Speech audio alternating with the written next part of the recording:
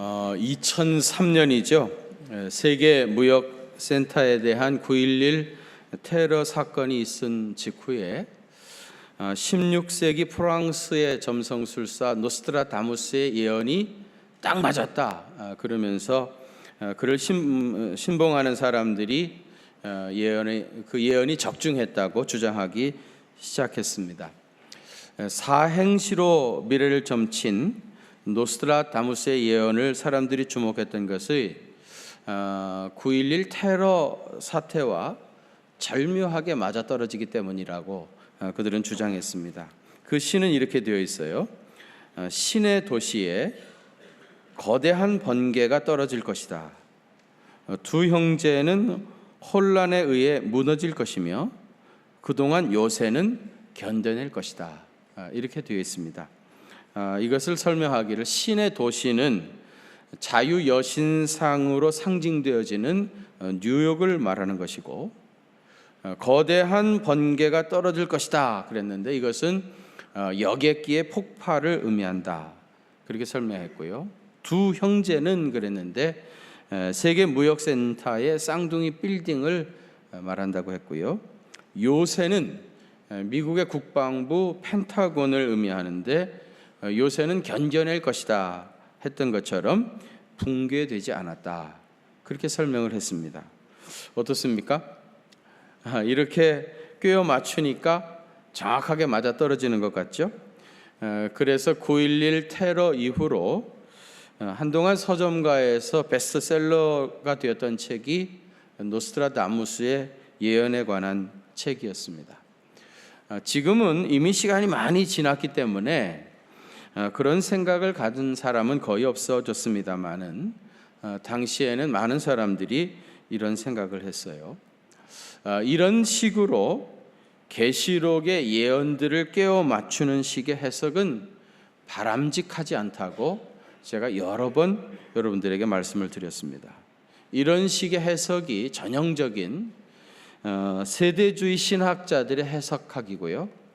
시한부 종말론자들이 이런 식으로 요한계시록을 강해를 하다가 많은 무리를 일으켜 냈던 것입니다. 오늘 우리가 봉독한 본문도요, 이런 식으로 해석할 오해의 소지가 많이 있는 본문입니다. 그러나 이런 식의 해석은 얼핏 들으면 그럴싸한 것 같기도 하지만은 많은 위험성을 내포하고 있고요. 합리적이고 증명하기를 좋아하는 현대인들을 미혹하는 미묘한 사탄의 계략이 그 속에 숨어 있습니다. 지난 시간에 살펴보았던 계시록 15장 1절에서부터 4절에는 마지막 재앙이 시작되기 직전에 끝까지 믿음을 지킨 성도들이 수정 같은 유리 바닷가에 서서 부른 찬송의 가사를 중심으로 우리 하나님이 어떤 분이신가를 네 가지로 말씀을 드렸습니다. 그 첫째는 전능하신 주 하나님이다. 우리 하나님은 전능하신 주 하나님이라고 했고요. 두 번째는 그 하시는 일이 크고 놀라우신 하나님이시다. 세 번째로는 만국의 왕이신 하나님이시고 네 번째로는 그 길이 참되고 의로우신 하나님이시다. 그렇게 말씀을 드렸습니다. 언제 그런 소리 들어본 것 같습니까? 돌아서면 우리는 잊어버리는 체질이니까 다 잊어버리셨는지 모르지만은 마지막 날 심판이 임하기 직전에 구원받은 택한 백성들이 수정 같은 유리 바닷가에 서서 이 노래로 하나님을 세세토록 찬송하고 있었습니다. 이 찬송이 끝난 후에 오늘 본문 5절 이하에 보면 하늘의 증거 장막이 활짝 열리면서 7 재앙을 가진 7 천사가 어디로부터 나왔다고요? 성전으로부터 나왔어요. 7 재앙을 가진 7 천사가 성전으로부터 나왔습니다. 계시록에 3가지 큰 재앙이 있다고 해요. 첫 번째는 7 인의 재앙, 두 번째는 7 나팔의 재앙, 세 번째는 7 대접의 재앙이라고 했습니다. 굉장히 제가 마음에 상심이 되네요. 그렇게 열심히 얘기했는데 세 가지 재앙이 첫 번째는 뭐라 그랬죠? 일곱 인의 재앙, 두 번째는 일곱 나팔의 재앙, 세 번째는 일곱 대접의 재앙입니다. 마지막 재앙입니다. 이 일곱 대접의 재앙이, 그런데 하늘 문이 활짝 열리면서 일곱 천사가 성전으로부터 나오는데, 내 생물 중에 하나가 하나님의 진노를 가득히 담은 금 대접을 이 천사들에게 각각 하나씩 나누어 줬습니다. 그리고 성전의 연기가 가득해 가지고 일곱 대접의 재앙이 마치는 때까지 성전에 능히 들어갈 자가 없더라고 했습니다. 재앙을 가진 일곱 천사가 성전의 보좌로부터 나왔다고 했는데요, 이것은 마지막 재앙이 하나님께로부터 시작되어지는 것이다 하는 것이고요, 성전의 연기가 가득해 가지고 재앙이 마칠 때까지 성전에 능히 들어갈 자가 없다 하는 말은 하나님의 진노를 막을 자가 아무도 없다, 그런 뜻입니다. 지난번에 보았던 일곱 나팔의 재앙하고요, 일곱 대접의 재앙을 이렇게 나란히 펴놓고 대비해서 읽어보면은요, 유사점도 있고 차이점도 있습니다. 시간이 많지 않기 때문에 자세히 설명을 드리지 못하지만은요, 거기 보면은 나팔의 재앙과 일곱 대접의 재앙은 그 대상에 있어서 비슷하지만은 그 적용의 범위에 있어서는 분명히 달라요. 나팔의 재앙은 3분의 1, 3분의 1이라고 하는 게 많이 나오죠. 그 말은 뭐냐면 지엽적이라고 하는 겁니다. 그러나 대접의 재앙은 전체 3분의 1이 아니라 어느 일부분에 어디에서 일어난 것이 아니라 지구 전체에 일어나는 재앙이라는 것이고요, 또 나팔의 재앙에는 바벨론, 그 사탄의 멸망에 대한 예언이 없는데 일곱 대접의 재앙에는 바벨론에 대한 심판이 있습니다. 그 다음에 일곱 나팔의 재앙의 목적은 회개였습니다. 그래서 그런 재앙이 임하는 것을 깨닫고 이제라도 예수님 믿고 영접하고 회개하면은 살 길이 있었습니다만은 일곱 대접의 재앙의 목적은 회개가 아닙니다. 이제 하나님의 마지막 심판이 그들에게 임하는 최후의 심판입니다. 특별히 불신자들과 그 사탄에 대한 하나님의 마지막 심판인 겁니다. 본문 16장을 중심으로 해서 이제 일곱 대접의 재앙에 대해서 간단하게 설명을 드린다면, 그 첫 번째 대접의 재앙이 본문 2절에 나옵니다. 첫 번째 천사가 대접을 어디에 쏟았다고요? 땅에 쏟았다고 그랬습니다. 물어보면 대답 좀 해주시길 바랍니다. 그 첫 번째 천사가 그 대접을 땅에 쏟았다고 그래요. 그럼 어떻게 됐어요? 악하고 독한 종기가 나더라. 악하고 독한 종기가 났던 겁니다. 여러분, 그 애굽에 내렸던 재앙 중에 여섯 번째가 악성 종기의 재앙이었습니다. 또 욥의 몸에 악창이 났다고 그랬죠. 그것도 악성 종기였고요. 이스라엘 백성들이 이제 블레셋하고 전쟁을 하다가 법궤를 빼앗겼었습니다. 블레셋 땅에 법궤가 있었는데 그 블레셋 땅에 악성 종기가 퍼지기 시작했어요. 그래서 많은 사람들이 죽어가니까 블레셋이 할 수 없이 법궤를 이스라엘에 되돌려 보낸 적이 있습니다. 그때도 블레셋을 심판했던 하나님의 도구가 악성 종기였고요. 여러분, 히스기야가 죽게 되어가지고 하나님 앞에 기도했다가 15년 생명을 연장받게 되었죠. 히스기야가 병들어 죽게 되었던 병도 악성 종기였습니다. 또 신약 시대에 사도행전에 보면 헤롯이 하나님께 돌아갈 영광을 가로챘다가 충이 먹어 죽었다 그랬는데요, 충이 먹어 죽은 것이 구체적으로 얘기하면 악성 종기가 온 몸에 퍼졌던 겁니다. 이 악성 종기는 하나님께서 이렇게 심판하실 때 쓰는 그런 도구였는데요, 그런데 이 악하고 독한 종기가 누구에게 임하는가, 그것이 굉장히 중요한데 2절 한번 같이 봉독하겠습니다. 2절입니다. 시작.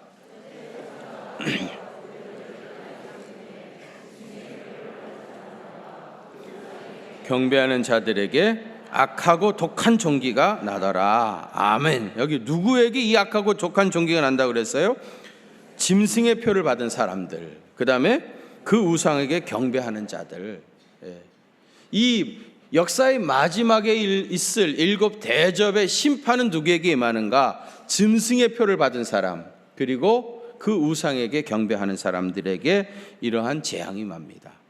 여러분, 애굽의 10가지 재앙이 임할 때도 4번째 재앙이 이제 파리의 재앙이었는데요, 이 4번째 재앙부터는 애굽 땅에만 임했고, 그 다음에 이스라엘 회중이 있는 고센 땅에는 이 재앙이 임하지 않았어요. 하나님께서 그 가운데서 택한 백성들을 구별하셨던 것입니다. 여러분, 역사의 마지막 때에도 하나님이 선택한 백성들은 이 종말론적인 재앙을 당하지 않습니다. 여러분, 이걸 믿으시기를 바랍니다. 그러면 선택받은 백성들은 어디서 뭘 하고 있습니까? 지난 시간에 말씀드린 것처럼 수정 같은 유리 바닷가에 서서 거기서 거룩하신 하나님을 세세 무궁토록 찬양하고 있는 겁니다. 그동안에 짐승의 표를 받고 그 우상에게 경배했던 세상, 불신 세상을 하나님이 이렇게 심판하시는 겁니다. 2번째 대접의 재앙은 3절에 있는데, 이번에는 대접을 어디에 쏟았다고요? 바다에 쏟음에 그랬습니다. 어떻게 되었습니까? 바다가 피가 되어 모든 생물이 다 죽었다는 것입니다. 애굽에 내렸던 첫 번째 재앙이 물이 피가 되는 재앙이었죠. 마지막 때에도 바닷물이 피가 되어서 물속의 모든 생물이 죽는 그런 재앙이 임한다고 했습니다. 여러분, 우리가 살고 있는 이 지구는요, 바다가 70% 정도 되어집니다. 물로 완전히 다 쌓여 있죠. 그래서 우주에서 보면 지구는 푸른 별입니다. 바다가 푸르기 때문에. 그런데 이 바닷속에 엄청난 수산 자원들이 있어요. 어마어마한 물고기들이 있습니다. 그래서 어떤 분이 이 바다에 있는 수산 자원을 잘 관리하게 되어지면 지구가 약 200억까지, 인구가 200억 될 때까지 먹고 살기에 충분한 수산 자원이 바닷속에 있다, 그런 얘기를 했습니다. 인간의 먹거리를 제공하는 바다가 하나님의 심판을 받아가지고 그 안에 살고 있는 모든 생물이 다 죽는다는 겁니다. 이는 끔찍한 기근의 재앙을 의미한다 할 수가 있겠습니다. 3번째 대접의 재앙이 본문 4절에서부터 7절에 나오는데요, 이번에는 대접을 어디에 쏟았다고 그래요? 강과 그 물 근원에 쏟았습니다. 바닷물뿐만 아니라 이제 모든 강과 샘물에도 그 대접을 쏟으니까 피가 되었다는 겁니다. 그런데 왜 이런 재앙이 임했는지 본문 6절에 그 이유가 기록되어 있습니다. 거기 보시면 그들이 성도들과 선지자들의 피를 흘렸으므로 그들에게 피를 마시게 하는 것이 합당하다, 당연하다. 하나님을 대적하는 사람들이 선지자들에게 피를 흘렸기 때문에 이제 그들이 그 피를 마시는 게 마땅하다. 무슨 말입니까? 피를 흘리고 죽은 순교자들의 핏값을 그들에게서 찾으시고 원수를 갚아주신다, 그런 뜻입니다. 여러분, 그 열왕기상 21장에 보면은 남북 이스라엘 왕국 가운데 제일 악명 높고 나쁜 왕이 아합 왕이었습니다. 이 아합 왕 이야기가 나오는데요, 이 아합 왕이 어느 날 왕궁에서 나가가지고 이제 시찰을 하고 돌아왔는데, 이 아합 왕이 왕궁에 돌아와가지고 기분이 나빠가지고 아무 말도 하지 않는 겁니다. 그래서 그의 부인 이세벨이 아합에게 당신 혹시 무슨 일이 있었느냐고 물어요. 그랬더니 아합이 자기 부인한테 내가 시찰을 하다가 나봇이라는 사람의 포도원을 보게 되었는데 그 포도원이 너무너무 좋더라. 내가 그것을 갖고 싶다. 여러분, 왕이라는 사람이 백성들의 포도원을 탐내고 그것을 빼앗고 싶은 마음이 생겼던 겁니다. 그래서 이세벨이 그 소리를 듣고 당신 그런 것 가지고 지금 그렇게 걱정하고 있는가, 시무룩하고 있는가, 나한테 맡겨주면은 내가 그거 당신한테 다 줄 테니까 조금도 걱정하지 말라. 그리고는 이세벨이요, 나봇이 사는 성에 편지를 보냅니다. 나봇이라는 사람을 끌어내고 이 사람이 왕을 저주하고 하나님을 저주했다고 말하라. 그리고는 돌을 던져서 쳐 죽이라는 겁니다. 그래서 결국은 나봇이 아무 죄도 없이 이세벨의 이러한 악한 관계 때문에 돌에 맞아 죽게 되어져요. 그리고 그 땅이 빼앗겨 가지고 아합 왕이 그 땅을 취하게 되어집니다. 이 소식을 엘리야가 듣게 되어집니다. 엘리야가 이 소식을 듣고 뭐라고 예언하는가 하면, 개들이 나봇의 피를 핥은 곳에서 개들이 이세벨의 피도 핥게 될 것이다, 그런 예언을 합니다. 그러다가 이제 열왕기하 9장에 보면은 예후라는 사람이 혁명을 일으키게 되어져요. 이 아합이 그렇게 나쁜 짓을 많이 하니까 민심이 막 들끓기 시작했습니다. 그래서 예후가 혁명을 일으켜가지고 이 아합과 이세벨을 내쫓았는데, 아합을 죽이고 이세벨을 잡아 죽이려고 예후가 뒤따라 들어갔습니다. 예후하고 이세벨하고 이제 맞닥뜨리게 되어졌는데, 예후가 그를 따르던 신하들에게 저 이세벨을 창문으로 던져버려라, 그래 명령합니다. 그래서 이세벨을 던졌는데 이세벨이 떨어지다가 이 담장에 떨어졌죠. 그래가지고 뼈가 부러지고 피를 흘리고 거기서 죽었습니다. 예후가 이세벨의 시체를 보고 피를 밟고 지나갔다가 얼마 있다가 이세벨을 장사 지내기 위해서 되돌아와 보니까 어떻게 됐죠? 들개들이 와가지고 이세벨의 살점을 다 뜯어먹은 겁니다. 그래서 두개골과 그 다음에 이세벨의 손바닥과 발바닥만 남았습니다. 결국은 엘리야가 예언했던 대로 나봇의 피를 흘린 그곳에서 개들이 이세벨의 피를 핥으리라 말씀했던 문자 그대로 예언이 성취됐던 겁니다. 역사의 마지막 때에도 순교자들의 피를 흘렸던 이 사람들이 결국은 그 피를 마시게 되어지는 하나님의 심판이 그들에게 이루어진다, 그런 얘기입니다. 그 다음에 네 번째 대접의 재앙은 8절과 9절에 나오는데요, 이번에는 대접을 어디에 쏟았다고 그래요? 해에 쏟았다. 해에 쏟으니까 어떻게 됐습니까? 불로 사람들을 태웠다. 노아 때는 물로 하나님이 세상을 심판하셨죠. 그런데 마지막 때는 불로써 하나님이 세상을 심판합니다. 소돔과 고모라 성이 악이 하늘에 사무쳤다가 유황불의 심판을 받았던 것처럼 마지막 때에는 불로 하나님께서 세상을 심판하게 되어집니다. 그런데 여러분, 이 불의 심판을 받고도 어떻게 되었는가? 9절에 보면은요, 하나님의 이름을 비방하고 회개하지 않았다는 거예요.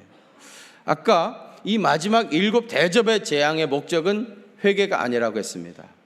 마지막 심판이라고 했는데, 이런 불의 심판을 그들이 당하면서도 회개하지 않고 오히려 하나님의 이름을 비방하고 있었습니다.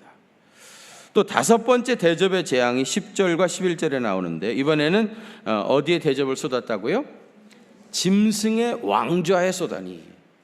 이제 이 모든 악의 축, 모든 악의 그 근원이라고 할 수 있는 사탄에 대한 심판이 이루어지는 겁니다. 짐승의 왕좌에 대접을 쏟습니다. 그러니까 그의 나라가 어두워지고 그의 나라가 완전히 멸망을 당하게 되어져요. 그들이 아파가지고 혀를 깨물어 죽으려고 하지만 죽음마저도 저들에게 용납되지 않았다는 거예요. 얼마나 고통스러웠는지. 혀를 깨물고 죽으려고 해도 죽을 수조차 없는 그런 고통이 그들에게 임했다는 겁니다. 그럼에도 불구하고 11절에 보면 그들은 여전히 하나님을 비방하고 회개하지 않았습니다. 6번째 대접의 재앙이 12절에서 16절에 나오는데요, 이번에는 이 대접을 어디에 부었다고요? 큰 강 유브라데에 부었다는 거예요. 그랬더니 어떻게 됐습니까? 강물이 말라가지고 동방에서부터 오는 왕들의 길이 예비되었다는 거예요. 이 유브라데는요, 당시 로마 제국의 동쪽 끝에 있는 경계에 있었습니다. 그런데 로마 사람들은 이런 생각을 했어요. 로마 사람들이 제일 두려워했던 사람들이 이제 팔피아라고 하는 사람들이었는데, 이 사람들이 이 유브라데강을 건너가지고 돌아와서 로마를 정복할 것이다, 그런 소문들이 많이 파다하게 퍼져 있었습니다. 근데 13절에 보면 개구리 같은 새 더러운 영이라고 했는데, 여러분, 개구리는 성경에서 보면 부정한 짐승입니다. 이 더러운 영이 어디서 나왔는가? 13절 보세요. 용의 입과 그 다음에 짐승의 입과 거짓 선지자의 입에서 이 더러운 영, 개구리가 나온 겁니다. 여기 용과 짐승과 거짓 선지자, 하나님께서 삼위일체로 계시죠. 성부 하나님, 성자 예수님, 성령 하나님. 하나님께서 삼위일체로 계시는 것처럼 이 마귀도요, 하나님을 그대로 카피해가지고 마귀도 삼위일체로 있습니다. 그 뭐는 첫째는 용이고요, 두 번은 짐승, 그리고 거짓 선지자입니다. 이 거짓 선지자, 이 마귀의 삼위일체가 나왔던 겁니다. 그래가지고 14절에 보시면 이 마귀의 삼위일체가요, 이적을 행해가지고, 놀라운 표적들을 행해가지고 사람들을 끌어모으는 겁니다. 네. 그래서 이 새 영이 히브리음으로 아마겟돈이라고 하는 곳에 많은 그를 따르는 사람들을 모으는 겁니다. 그래서 결국은 이 유브라데 강이 말라지면서 이 영적 전쟁이 이루어지게 되죠. 소위 말하는 아마겟돈 전쟁입니다.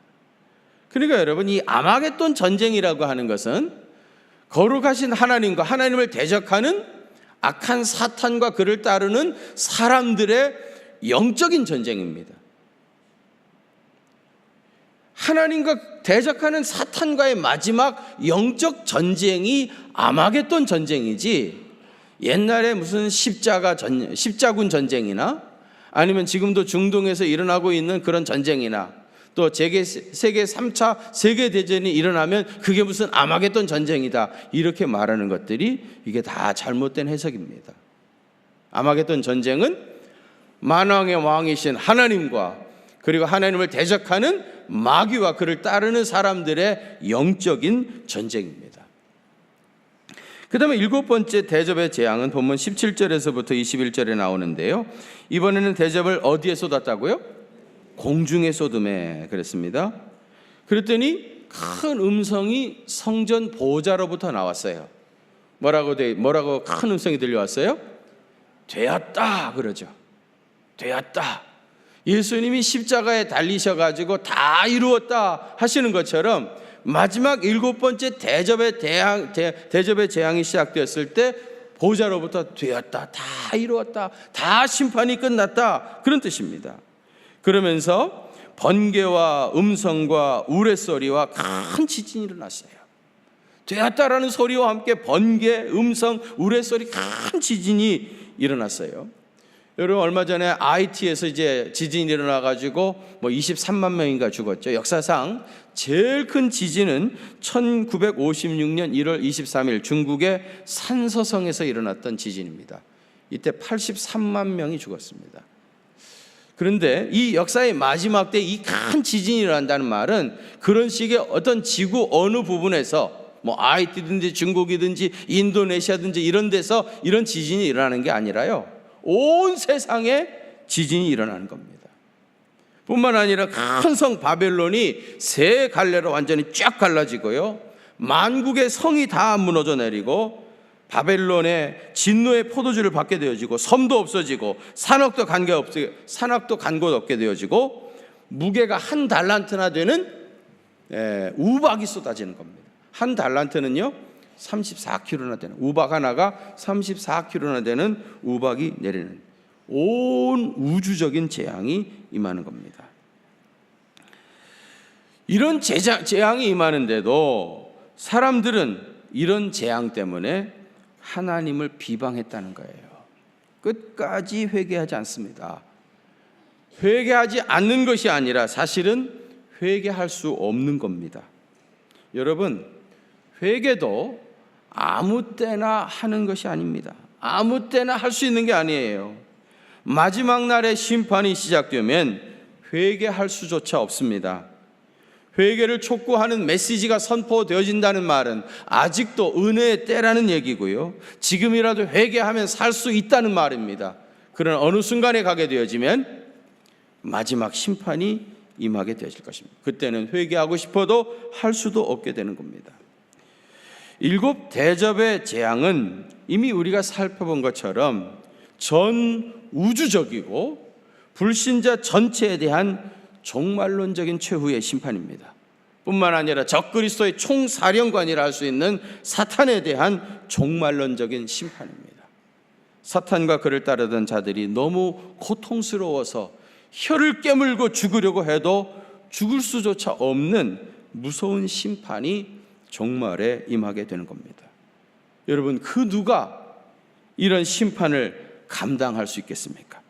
역사의 마지막 날에 하나님께서 진노의 대접을 쏟아붓기 시작하면 이렇게 되어지는 거예요.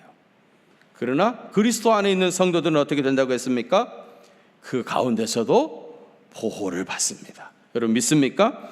요한계시록 9장 4절에 보면 7 인의 재앙 가운데서도 보면 오직 이마에 하나님의 인치심을 받지 아니한 사람만 해하라 그랬습니다. 오직 이마에 하나님의 인치심을 받지 않은 사람만 해할 수 있는 겁니다. 인치심을 받은 사람, 어린 양의 피로 보호함을 받은 사람은 절대로 그 누구도 해할 수가 없습니다. 건드릴 수가 없어요. 오늘 보면 16장 2절에서도 짐승의 표를 받은 사람들과 그 우상에게 경배하는 자들에게 이런 재앙이 임한다는 겁니다. 성도들은, 그리스도 안에 있는 성도들은 역사의 마지막 날의 재앙에서 철저하게 보호를 받게 되어집니다. 역사상 가장 처참했던 현장은 독일의 아우슈비츠 수용소라고 그러죠. 거기서 유대인 600만 명이 학살을 당하여 죽어갔습니다.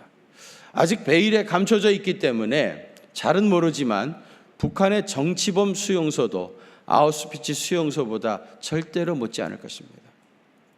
만일 여러분, 내가 그런 수용소에 갇혀가지고 그 도저히 감당할 수 없는 고통을 지금 당하고 있다고 한번 생각해 보세요.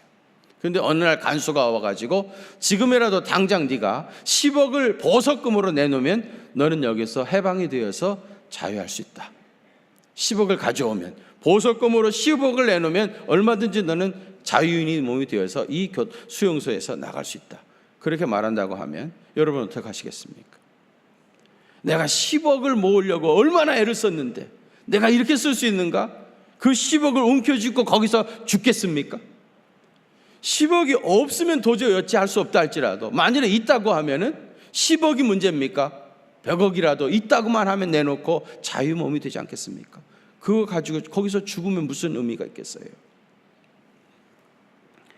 그런데 여러분, 사실은 우리가 그리스도 안에서 받은 은혜는요 10억의 가치보다 훨씬 더 커요. 왜냐하면 아까 그런 수용소는요 죽으면 그 고통에서 해방이 되어집니다. 그 고통을 면할 수 있습니다. 숨이 넘어가게 되어지면 더 이상 그 고통에서 자유할 수 있게 되죠. 그런데 이 역사의 마지막 날 있게 되어질 이 역사의 종말론적인 심판은요 죽을 수도 없는 겁니다. 혀를 깨물고 죽을 수도 없는 고통을 영원토록 당하는 거예요. 그러니까 여러분, 이 수용소의 고통하고는 비교할 수도 없는 것입니다. 근데 여러분, 우리는 예수님을 믿는 믿음 안에서 해방된 자유인이 된 거예요. 그리고 여러분, 우리가 그리스도를 믿는 믿음 안에서 얻게 되어진 하나님의 은혜는 우리가 돈으로 얘기하면 필이 확 오니까, 느낌이 확 오니까 10억 원의 가치보다 훨씬 더 큰 겁니다. 그래요, 안 그래요? 100억 원의 가치보다도 사실은 훨씬 더 큰 겁니다. 말할 수 없는 하나님의 은혜를 그리스도 예수 안에서 우리가 받은 것입니다. 그리고 죄사함 받고요, 역사의 마지막 날 있을 이 무서운 재앙의 심판 가운데서 자유함을 얻고 수정과 같은 유리 바닷가에 서서 영원 무궁토록 주님을 찬미하는 그런 영광스러운 주인공이 된 겁니다. 찬송가에 보면 나 십자가 대할 때에 그 일이 고마워 내 얼굴 감히 못 들고 눈물만 흘립니다. 늘 울어도 눈물로서 못 갚을 줄 알아.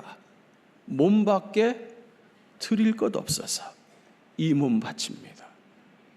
내가 그리스도 안에서 받은 은혜가 얼마나 큰 것인지 그거를 깊이 묵상해 보니까 정말 그 놀라우신 은혜, 그 말할 수 없는 사랑이 너무너무 큰데 내가 주님께 뭘 어떻게 할 수가 없는 거예요. 내 몸밖에 드릴 것 없어 이 몸 바칩니다. 그렇게 고백했던 겁니다. 여러분, 우리가 주님께 받은 은혜가 크다고 느껴지신다고 하면 우리의 몸을 이제 주님께 바치시기를 바랍니다. 기도의 무릎을 주님께 바칠 수 있습니다. 찬송하는 입술을 주님께 바칠 수 있습니다. 봉사하는 땀방울을 주님께 바칠 수 있습니다. 하나님께서 가장 기뻐하시는 것은 예배인데요, 우리의 몸이 예배의 현장에 나와 있는 것, 이것이 주님께 내 몸을 바치는 것입니다. 그리고 여러분, 예배는 하나님 앞에 제물을 드리는 것보다 더 중요한 것은 성도들과의 화해입니다. 하나님은 제물보다 화해를 더 기뻐하십니다. 그래서 깨어진 관계가 회복되어져야 됩니다. 여러분, 먼저 손을 내밀어서 용서를 비시길 바랍니다. 내가 잘못했다고 용서해달라고 고백하시기를 바랍니다.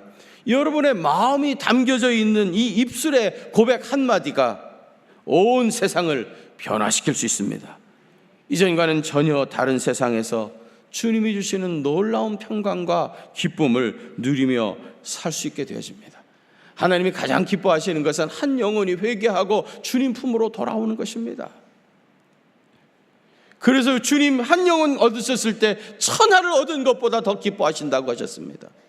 여러분, 우리의 몸을 전도의 현장에 던지시길 바랍니다.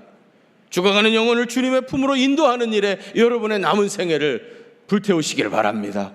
그래서 한 사람이라도 그 엄청난 마지막 날의 종말론적인 재앙으로부터 구원해내는 구원의 방주로서의 사명을 감당해 가시길 바랍니다. 우리 주님께서 여러분들과 함께 하셔서 이러한 사명 넉넉히 감당할 수 있도록 은혜를 주시고 성령으로 충만케 하여 주시고 충분히 감당할 수 있도록 필요한 모든 물질도 채워주시고 건강도 지켜주시고 여러분 가정에 풍성한 기쁨과 은혜를 더하여 주실 줄로 믿습니다. 거룩하신 아버지 하나님, 계시록에 나오는 3가지 재앙 중에 마지막 7 대접의 재앙에 대해서 오늘 묵상하는 시간을 갖게 되었습니다. 이 대접의 재앙이 얼마나 무서운 재앙인지 우리가 분명히 깨닫게 되었는데, 예수를 믿는 믿음 안에서 우리 주님이 우리를 그 재앙 가운데서 지켜주시고 보호하시고 수정과 같은 유리 바닷가에 서서 하나님을 세세무궁토록 찬미하는 귀한 바늘에 세워주시니 너무너무 감사를 드립니다. 이것은 그 흉악한 수용소에서 벗어난 것보다도 훨씬 더 귀한 은혜임을 우리가 기억하며 이제 이후로 내 몸 바쳐 주님 앞에 헌신하며 몸된 교회를 세우며 주의 나라와 영광을 위해서 헌신하며 살아가는 믿음의 사람 되게 하여 주옵소서. 전심으로 예배하게 하시고 많은 영혼 주님 품으로 인도하는 그런 귀한 사명 넉넉히 감당할 수 있도록 주께서 은혜 위에 은혜를 더해 주옵소서. 이제는 우리를 억만 죄악 가운데서 구원해 주신 우리 주님 예수 그리스도의 그 크신 은혜와 하나님 우리 아버지의 무한하신 사랑하심과 성령님의 위로하심과 교통하심이 우리 경기중앙교회 사랑하는 성도들과 또 저들의 가정과 그 생업의 현장들 위에 이제로부터 영원토록 함께 계시옵기를 간절히 축원하옵나이다. 아멘.